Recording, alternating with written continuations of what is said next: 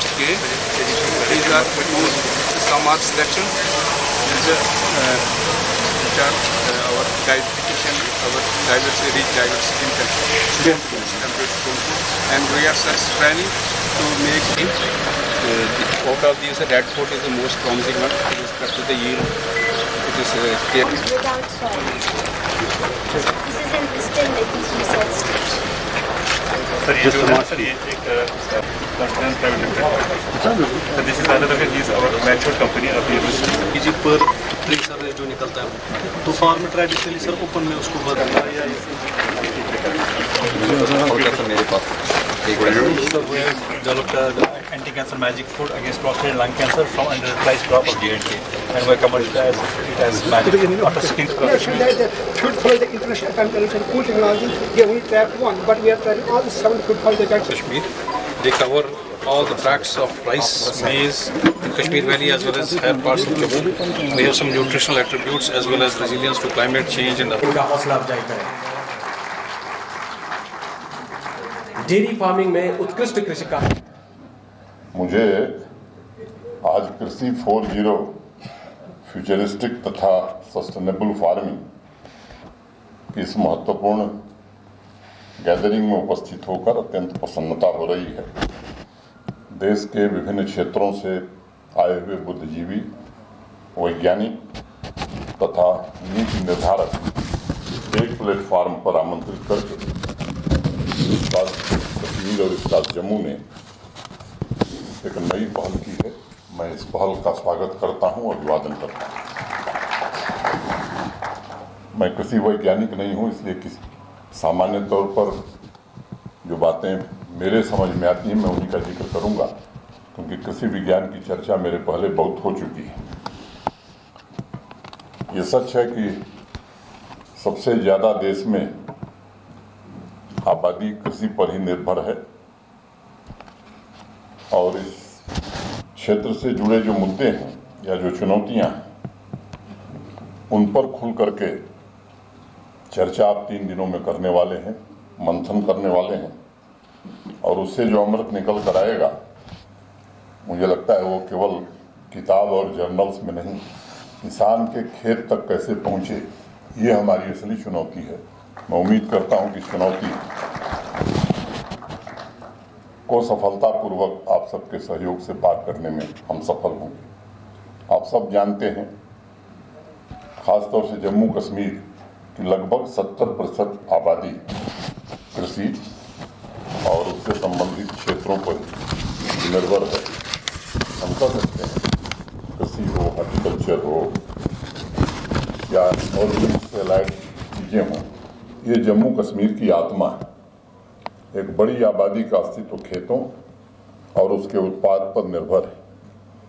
इसलिए पूरे साल इस कास्ट जम्मू हो या इस कास्ट कश्मीर के सहयोग से खेती के विभिन्न प्रयोगों, चुनौतियों तथा उनके समाधान पर चर्चा का क्रम चलता रहता है और मैं कह सकता हूँ कि बहुत हद तक रिफॉर्म प्रोसेस को मजबूत बनाने में इन दोनों विश्वविद्यालयों ने, कृषि विश्वविद्यालयों ने काफ़ी सहायता की है।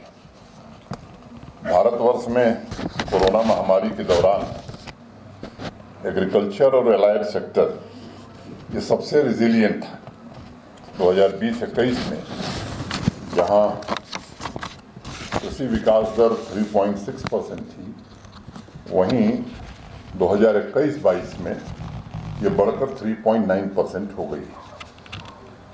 और आज अगर हमारा देश दुनिया के सभी देशों में तेजी से उभरती हुई अर्थव्यवस्था बन रहा है, तो ये सच्चाई हमें स्वीकार करनी होगी कि एग्रीकल्चर और एलाइड सेक्टर के कारण ही हमारी इकानमी में ये बूस्ट आ रहा है।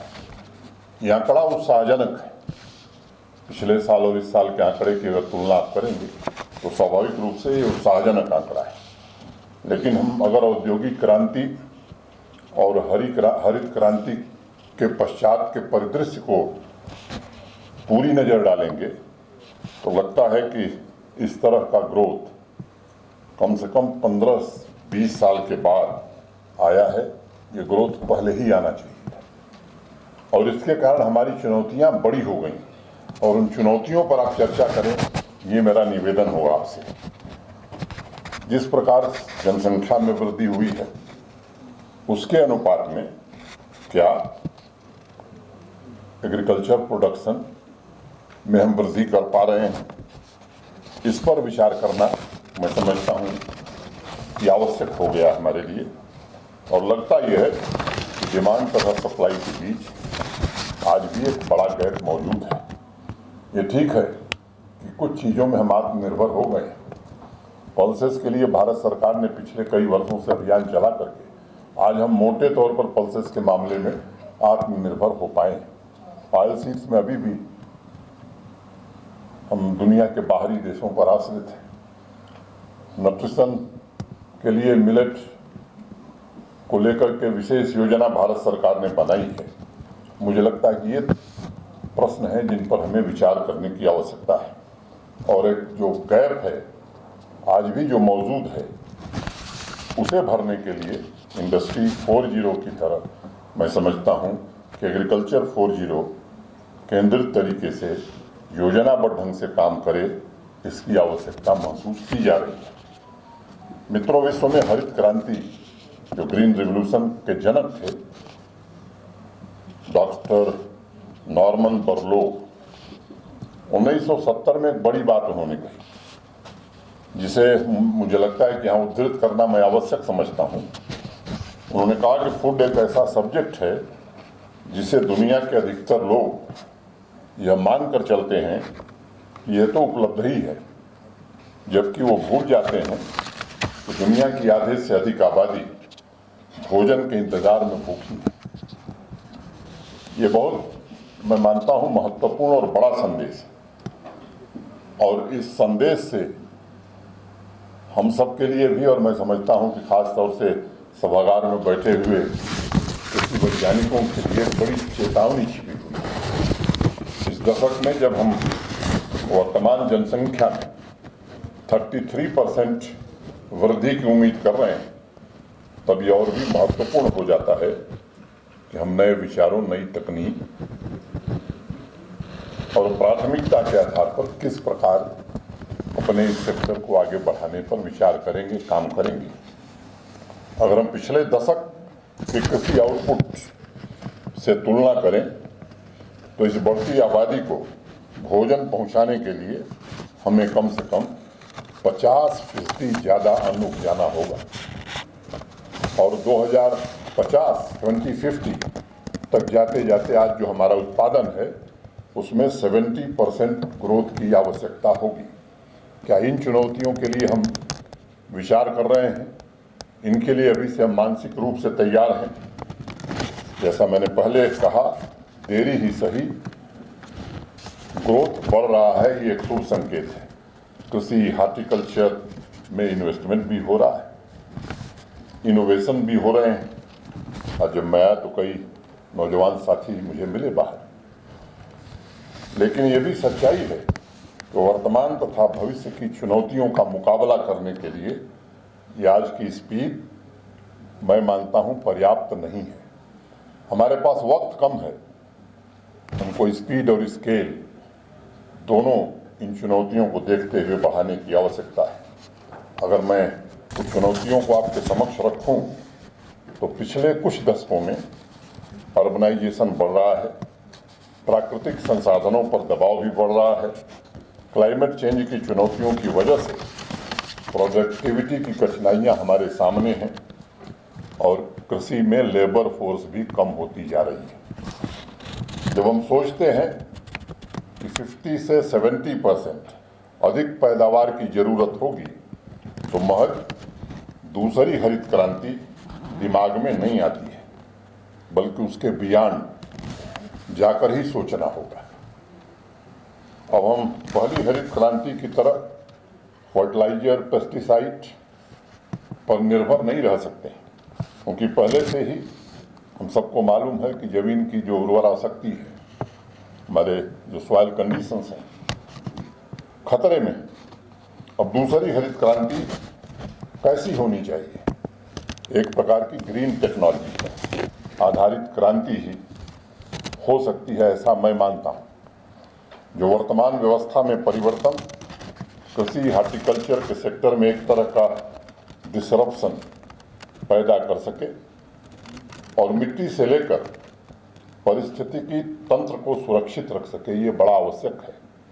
इस वर्ष नई क्रांति को मैं ग्रीन एग्रीकल्चर रेवोल्यूशन का नाम देना चाहूँगा, क्योंकि साइंस और तकनीक पर आधारित इस क्रांति में इंडस्ट्री 4.0 की वही तकनीक इस्तेमाल होगी जिसकी वजह से आज इंडस्ट्री में क्लाइमेट चेंज के असर को कम करने का प्रयास किया जा रहा है। अभी अनेक लोगों ने मेरे पहले बात किया है, artificial intelligence, internet of things, big data analytics, robotics, इन सब चीज़ों का इस्तेमाल एग्रीकल्चर में कैसे होगा, कितना माकूल होगा, कितना असर होगा। रोबोट, टेम्परेचर सेंसर, जीपीएस तकनीक की मदद से कृषि और हार्टिकल्चर को ज़्यादा लाभदायक, कुशल, इको फ्रेंडली बनाया जा सकेगा, ऐसा लोग मानते हैं। एक बात हमें इस बराबर समझनी पड़ेगी।